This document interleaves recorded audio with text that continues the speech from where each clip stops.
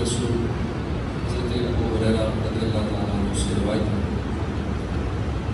اللہ پاک کے آخری نبی رسول ہاشمی مکی مدنی محمد عربی صلی اللہ علیہ وآلہ وسلم نے فرمایا،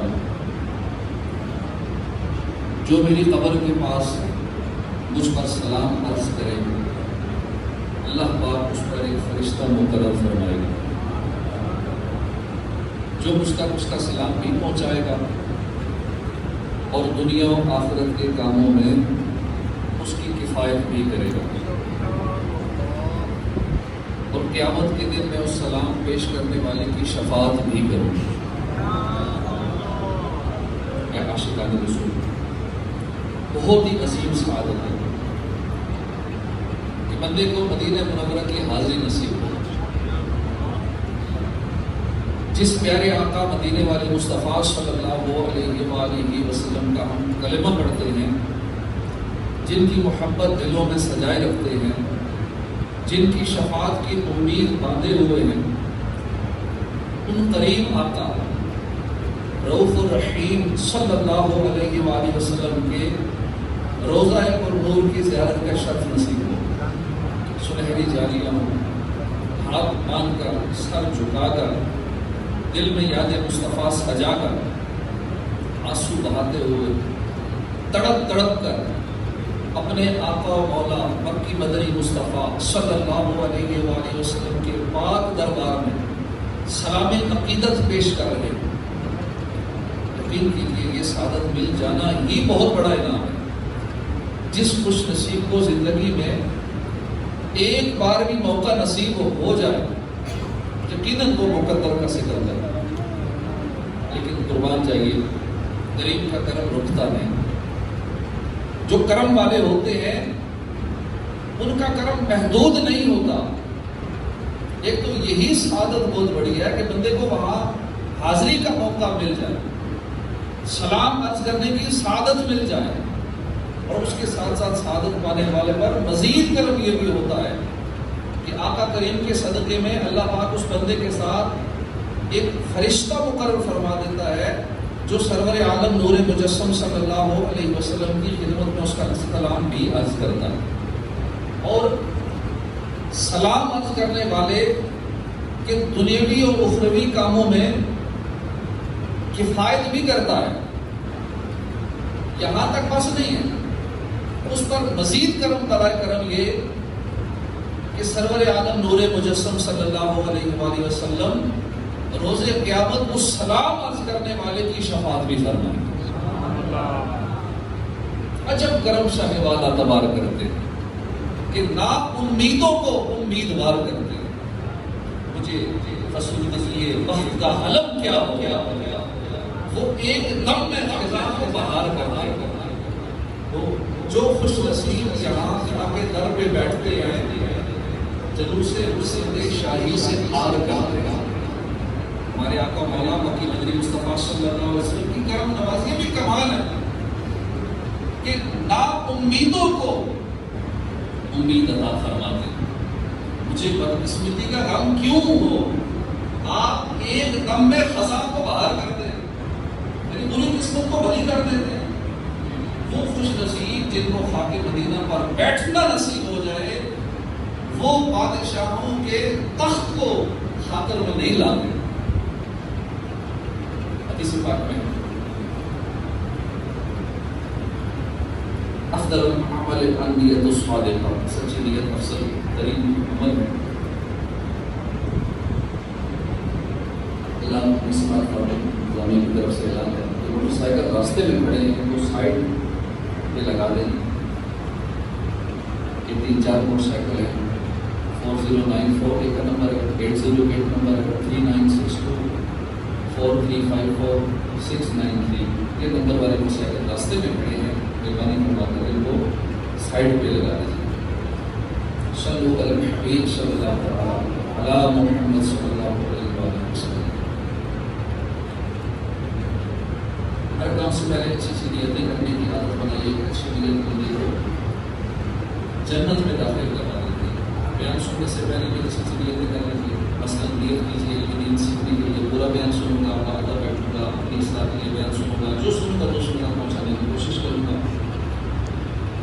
پیارے اسلامی بھائیوں،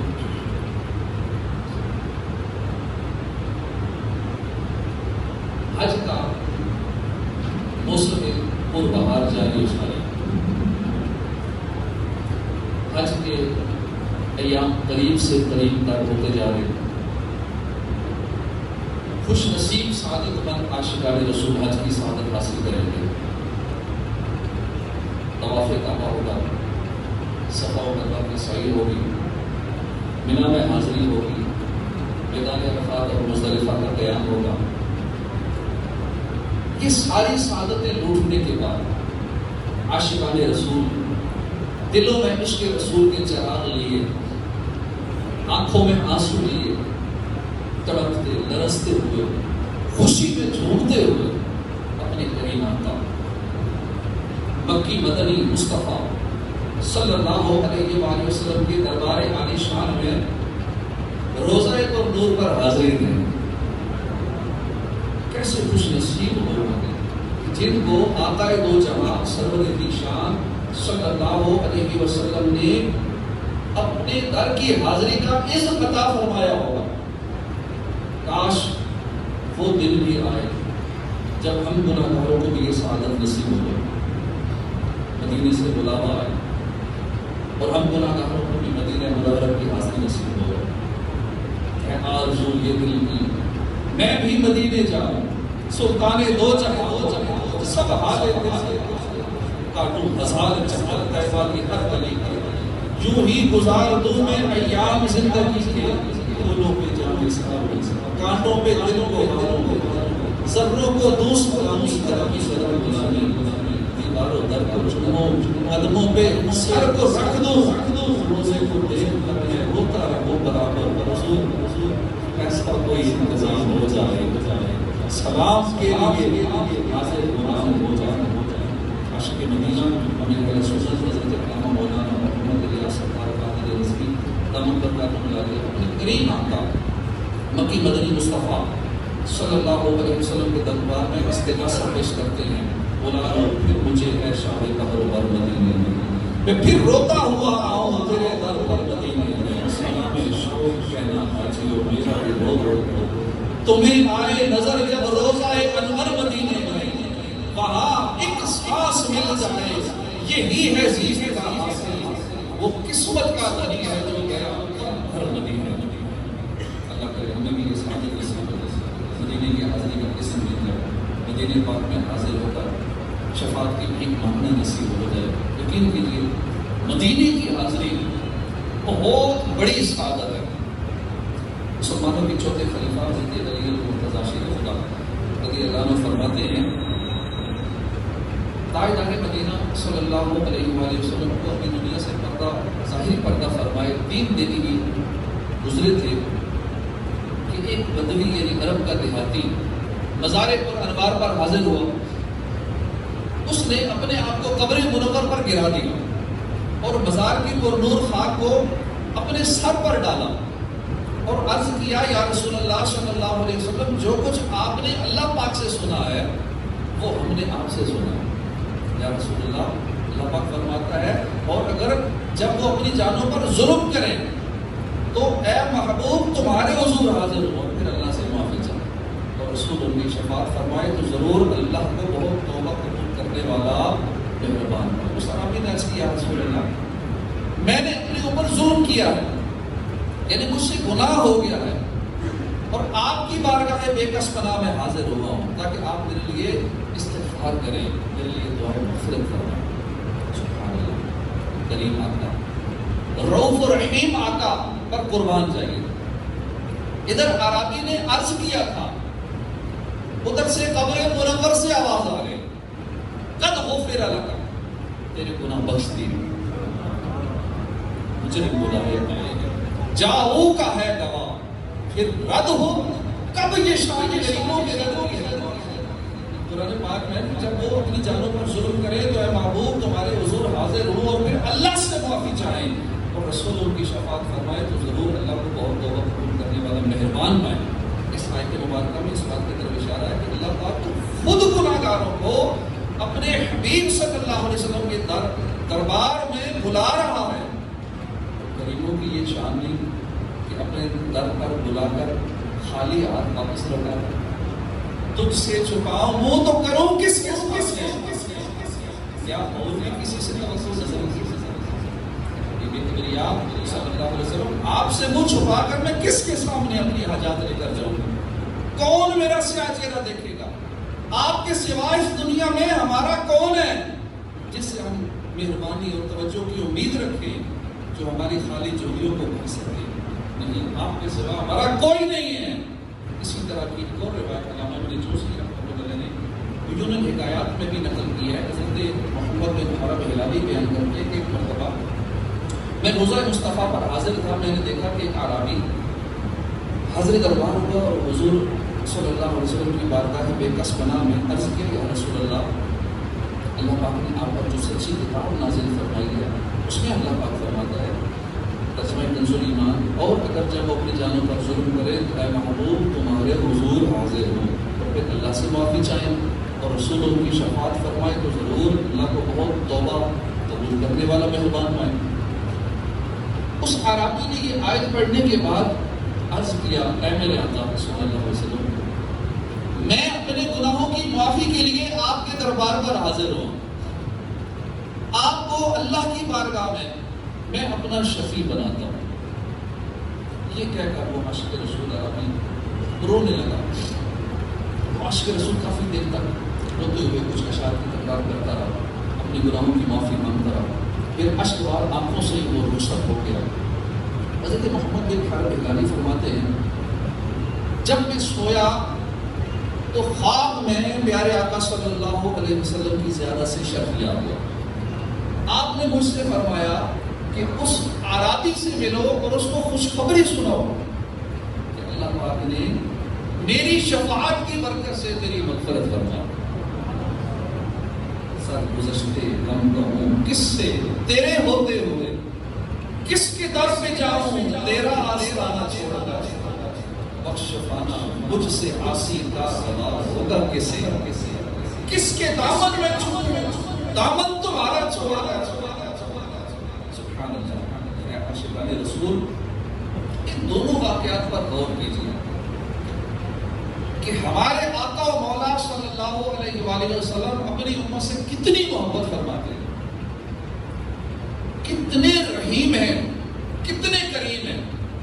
ذرا سوچئے تو صحیح، جب ہمارے آقا صلی اللہ علیہ وسلم دنیا میں تشریف لائے، جب بھی رب حبلی آپ کی زبان پر کہا، جب تک دنیا میں تشریف فرما رہے، امت کے غم میں غمگین رہے، اور اب جب کہ مزار مبارک میں تشریف فرمائے، الحمدللہ اب بھی حیات ہیں، کرم بھی فرماتے ہیں، گناہگاروں کی بخشش بھی کرواتے ہیں، شفاعت بھی فرماتے ہیں، امت کے حالات سے آگاہ بھی ہیں اور بگڑیاں بھی بناتے ہیں۔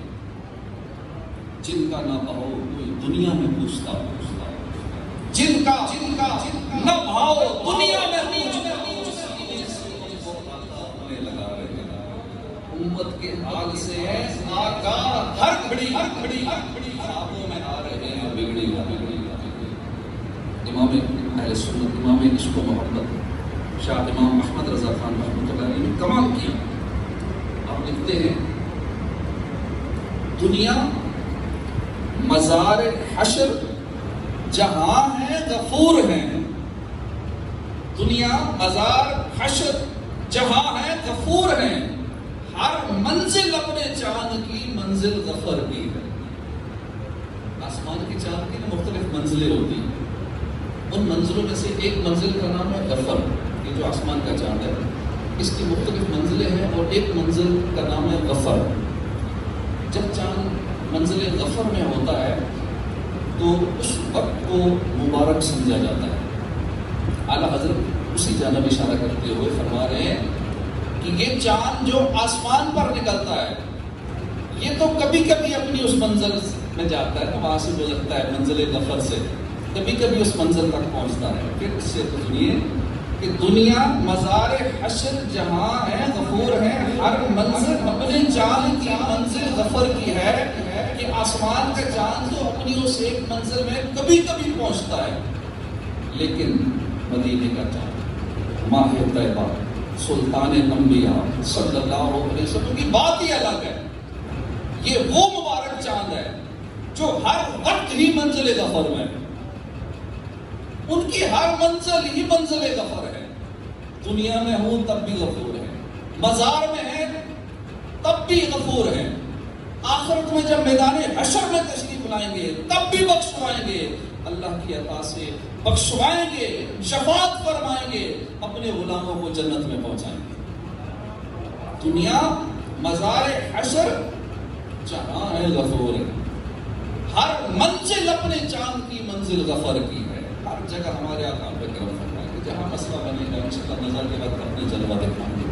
انشاءاللہ قبر میں جب پریشانی ہوگی حضور اپنے جلووں سے انشاءاللہ منور فرمائیں گے. انشاءاللہ میزان پر جب نیکیاں کم پڑے گی آقا کرم فرما دیں گے. انشاءاللہ ہمیں امید ہے اللہ کی رحمت سے حضور اپنے غلاموں کو نہیں بھولیں گے.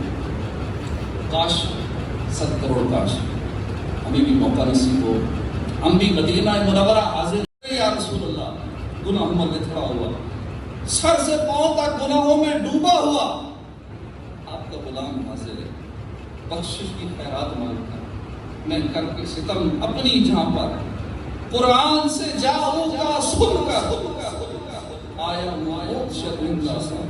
سرکار توجہ فرمائے, سرکار توجہ فرمائے. یا رسول اللہ, میں آپ سے شفاعت کی بھیک مانگتا ہوں. اسألک شفاعت یا رسول اللہ, اسألک شفاعت یا رسول اللہ, اسألک شفاعت یا رسول اللہ. کہنے صحیح بھائی جو آیت کریمہ ہم نے دونوں واقعات میں سنی جس کا ترجمہ ہے, اور اگر جب وہ اپنی جانوں پر ظلم کرے تو اے محبوب تمہارے حضور حاضر ہو, اور پھر اللہ سے معافی چاہیں اور رسول ان کی شفاعت فرمائے تو ضرور اللہ کو بہت توبہ قبول کرنے والا مہربان.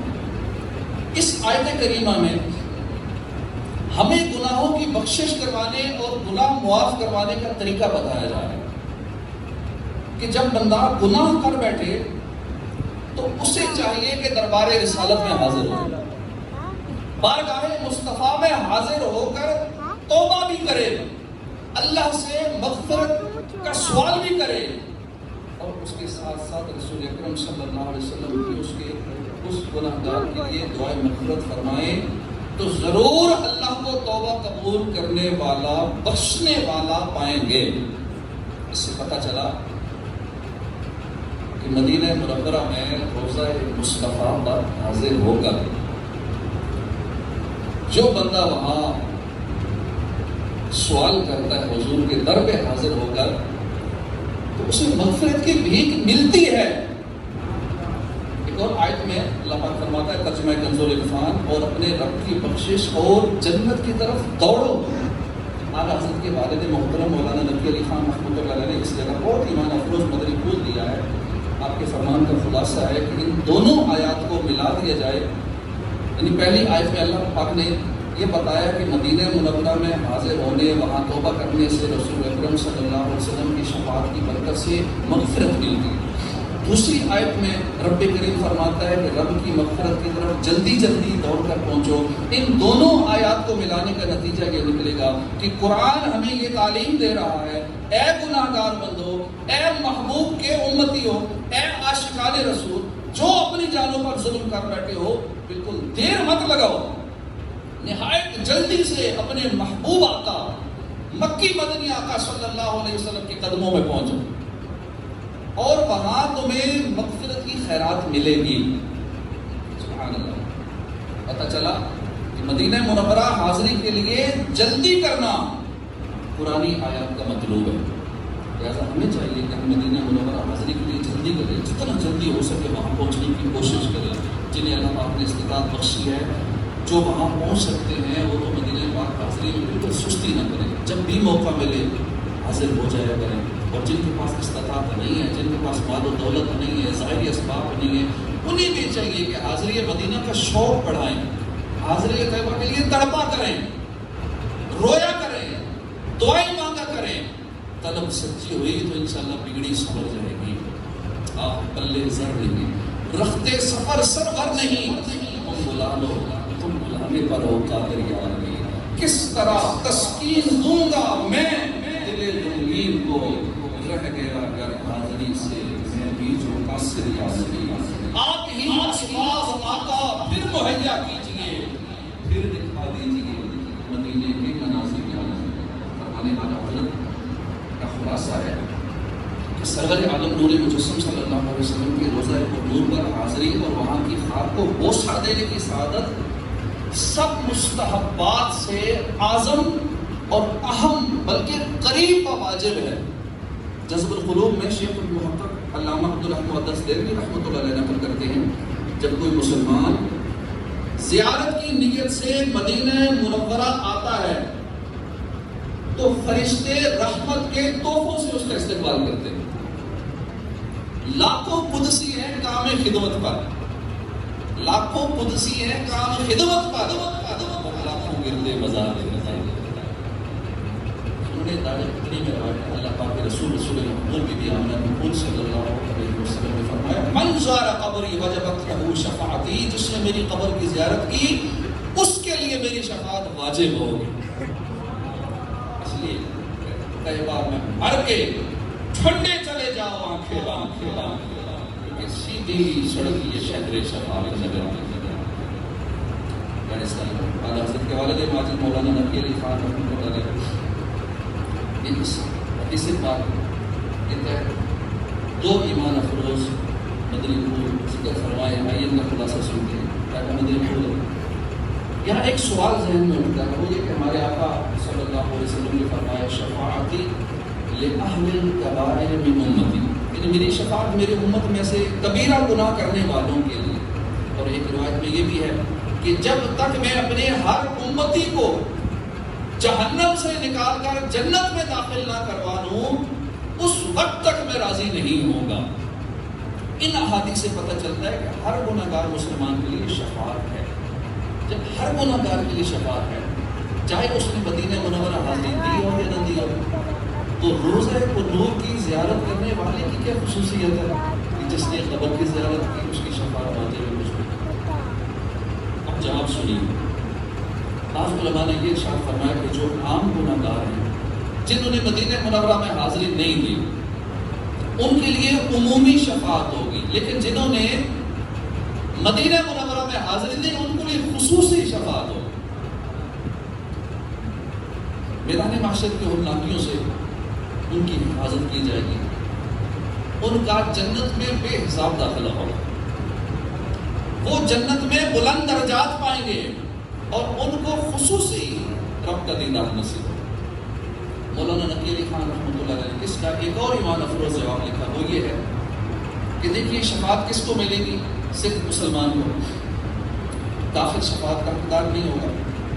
اب ذرا غور کیجیے، شفاعت ہر گناہگار کے لیے ہے لیکن صرف اس کے لیے ہے کہ جو ایمان کی حالت میں دنیا سے جائے گا۔ اب ہم میں سے کوئی بھی اللہ کی خفیہ تدبیر سے واقف نہیں ہے، اللہ پاک ہمارا ایمان سلامت رکھے۔ جو گناہگار ہیں ممکن ہے وہ اپنے گناہوں کے سبب ایمانی سے محروم ہو جائے، دنیا سے رخصت ہوتے وقت اس کا ایمان چھن جائے۔ اگر ایسا ہوا تو ظاہر اس کو شفاعت نصیب نہیں ہوگی، وہ ساری زندگی شفاعت پر امید رکھے رہا، لیکن اب حالت ایمان میں دنیا سے نہیں گیا، اب وہ شفاعت سے محروم ہو جائے گا۔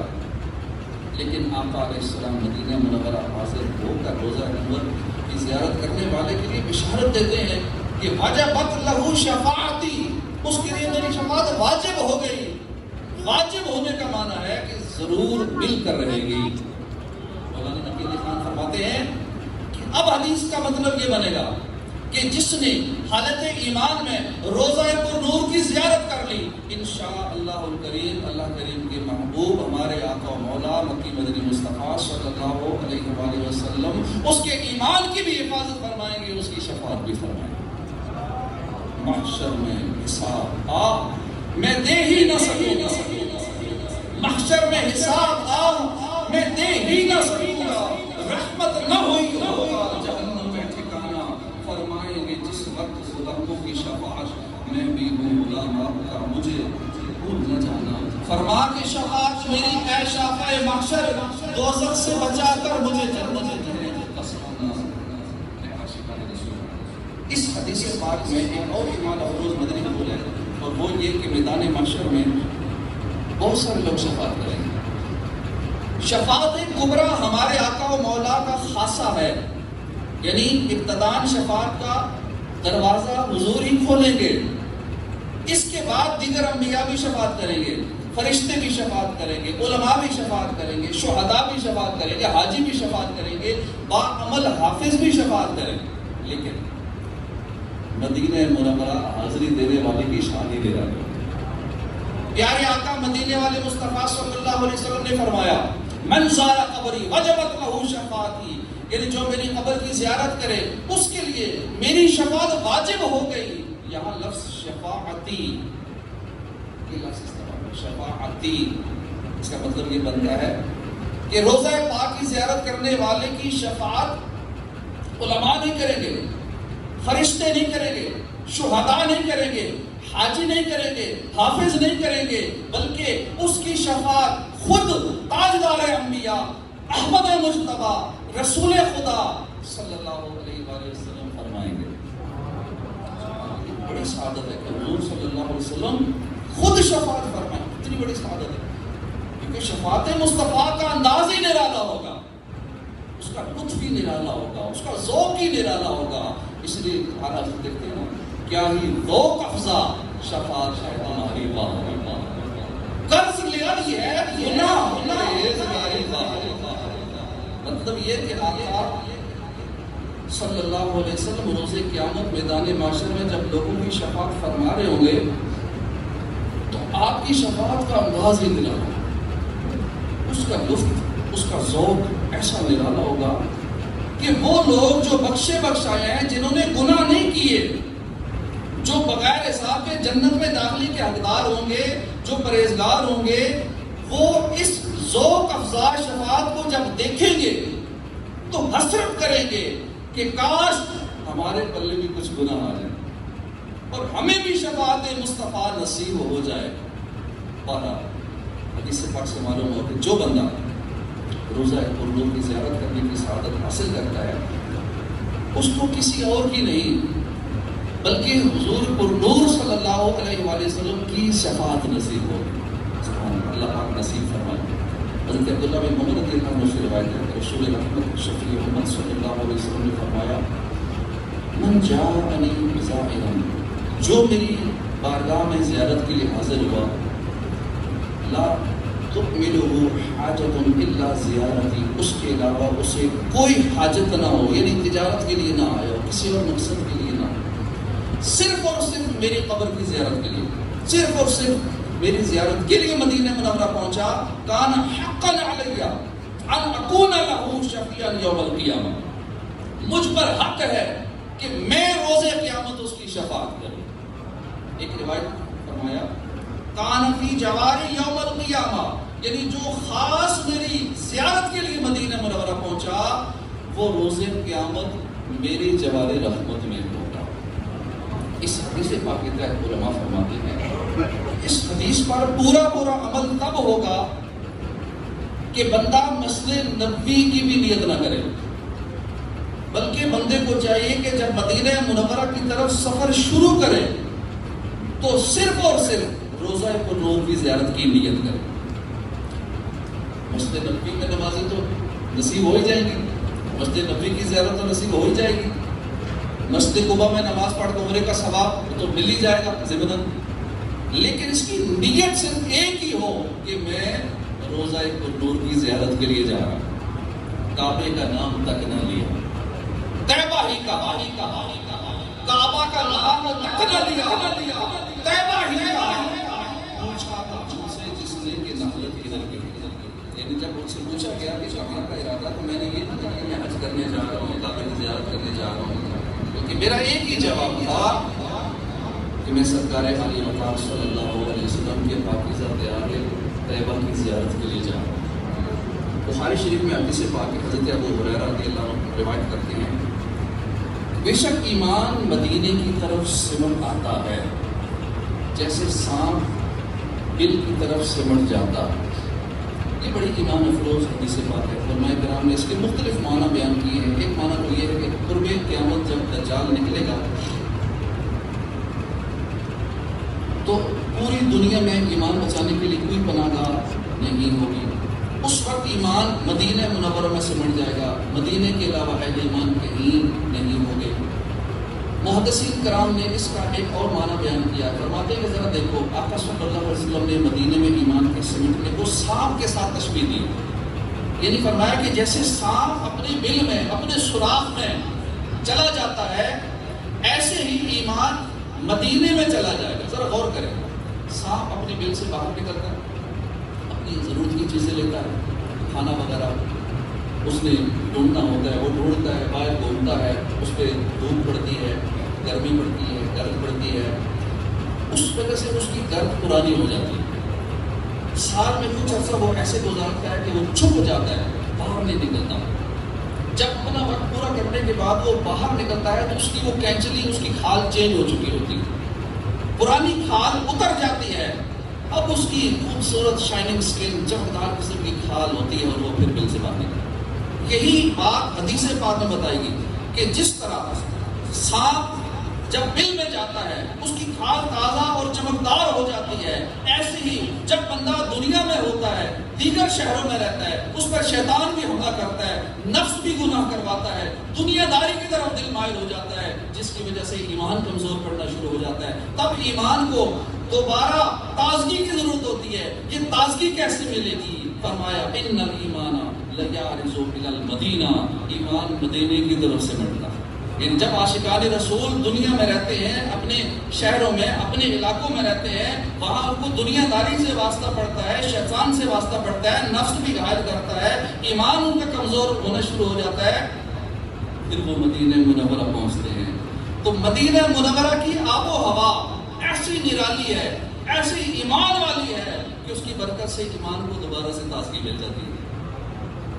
عظیم عاشق رسول محدث اعظم پاکستان مولانا سردار احمد رحمۃ اللہ علیہ بڑی مدینے سے محبت کیا کرتے تھے۔ آپ کی محفل میں اکثر مدینہ منورہ کا تذکرہ ہوتا رہتا تھا، تو کوئی زائر مدینہ اگر آپ کی خدمت میں حاضر ہوتا تو اس سے مدینہ منورہ کے حالات پوچھتے تھے، مدینہ منورہ کے رہائشی عاشقان رسول کی خیریت دریافت کرتے تھے، اگر کوئی تبرک پیش کرتا تو بڑی خوشی سے قبول فرماتے۔ ایک دفعہ ایک حاجی صاحب مدینے سے واپس آئے، کھجوریں لے کر آئے، محدث اعظم پاکستان کی خدمت میں پیش کی۔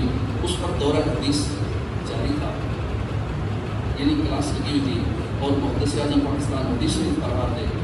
آپ نے مدینہ منورہ کی کھجوریں تمام طلباء میں تقسیم فرمائیں اور ایک کھجور اپنی داڑھ کے نیچے دبائی۔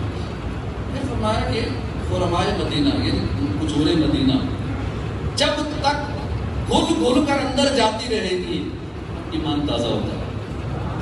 ہوائیں آ رہی ہیں کوچہ پر نور جانا کی، ہوائیں آ رہی ہیں کوچہ پر نور جانا کی، کھلی جاتی ہیں کلیاں تازگی دل کو میسر۔ پیارے اسلائی جو اللہ پاک ہمیں عشق مدینہ نصیب